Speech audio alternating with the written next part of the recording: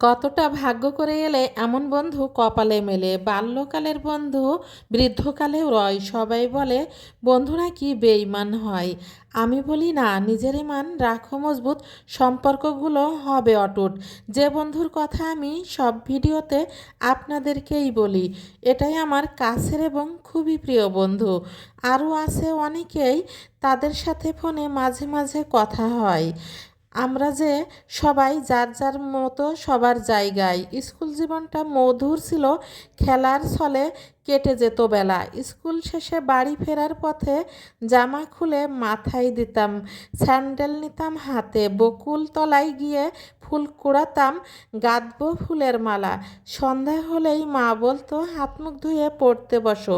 ঘরে হারিকেন লম্প জ্বালিয়ে দিত, খেজুরির পাটি দিত পেড়ে। বিদ্যুৎ ছিল না সেই কালে, 90 দশকের মানুষ আমি ছিলাম অনেক ভালো। ফোন আসার পরে আমার জীবনটা হয়ে গিয়েছিল কিছুটা এলোমেলো। পেজ খোলার পরে এখন আমি সময় পাই না।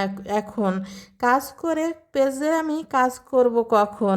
সংসারে আমি এত ব্যস্ত, তারপরেও সময় দিই পেজে। বন্ধুদের জন্য আমার আছে অনেক বেশি ভালোবাসা, থাকবো আমি সব সময়। আশা আমার মনের মধ্যে রয়েছে অনেক ভালোবাসা সকল বন্ধুদের জন্য।